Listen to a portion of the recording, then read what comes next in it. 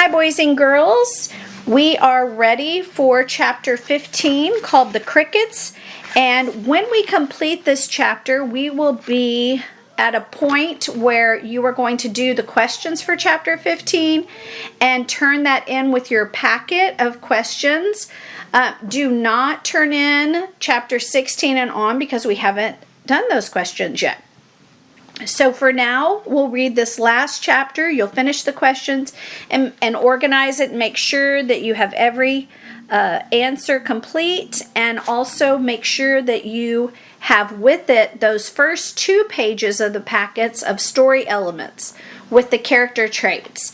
There's 2 pages that were at the beginning that have character traits, Fern and Wilbur and Charlotte, and you were to do a picture in each one of the boxes, the open boxes, and then write some character traits for each one. So we are ready to start chapter 15. The crickets sang in the grasses. They sang the song of summer's ending, a sad, monotonous song. Summer is over and gone, they sang, over and gone, over and gone. Summer is dying, dying. The crickets felt it was their duty to warn everybody that summertime cannot last forever. Even on the most beautiful days in the whole year, the days when summer is changing into fall, the crickets spread the rumor of sadness and change. Everybody heard the song of the crickets. Avery and Fern Arable heard it as they walked the dusty road. They knew that school would soon begin again. The young geese heard it and knew that they would never be little goslings again. Charlotte heard it and knew that she hadn't much time left.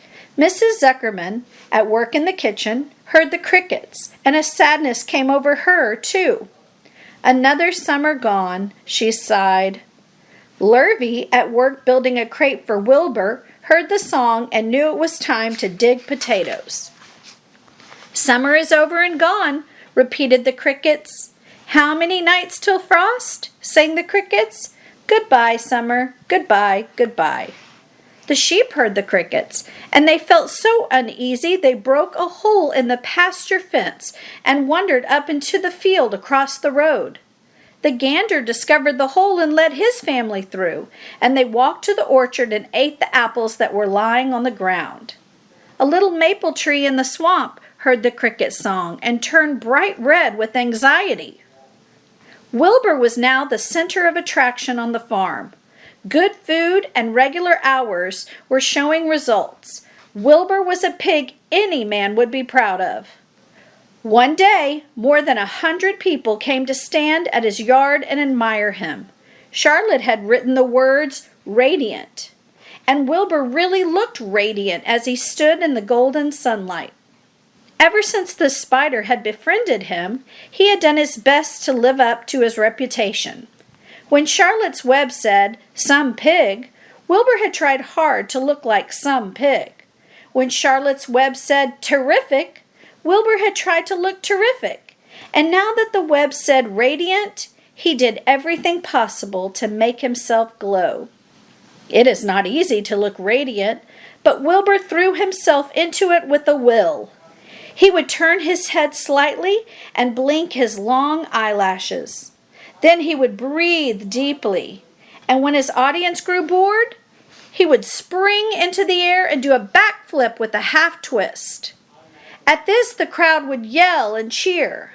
"How's that for a pig?" Mr. Zuckerman would ask, well pleased with himself. "That pig is radiant." Some of Wilbur's friends in the barn worried for fear all this attention would go to his head and make him stuck up. But it never did. Wilbur was modest. Fame did not spoil him. He still worried some about the future, as he could hardly believe that a mere spider would be able to save his life. Sometimes at night he would have a bad dream. He would dream that men were coming to get him with knives and guns. But that was only a dream. In the daytime, Wilbur usually felt happy and confident.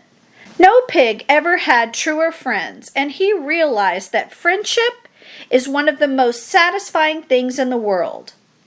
Even the song of the crickets did not make Wilbur too sad. He knew it was almost time for the county fair, and he was looking forward to the trip.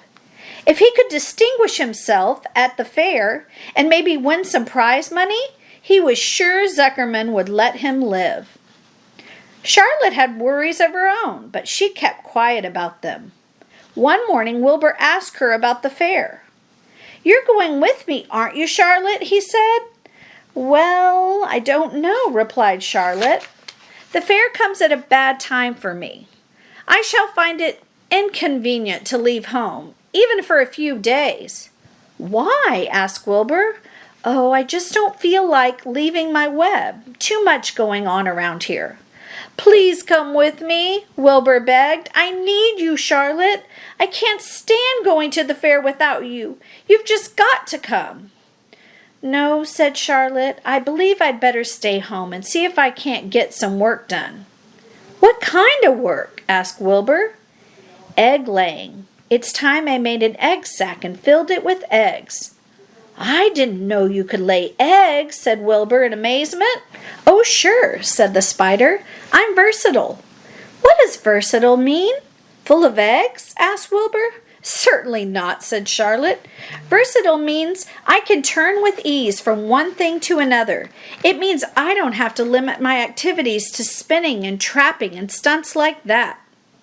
"Why don't you come with me to the fairgrounds and lay your eggs there?" pleaded Wilbur. "It would be wonderful fun." Charlotte gave her web a twitch and moodily watched it sway. "I'm afraid not," she said. "You don't know the first thing about egg laying, Wilbur. I can't arrange my family duties to suit the management of the county fair. When I get ready to lay eggs, I have to lay eggs, fair or no fair. However, I don't want you to worry about it. You might lose weight.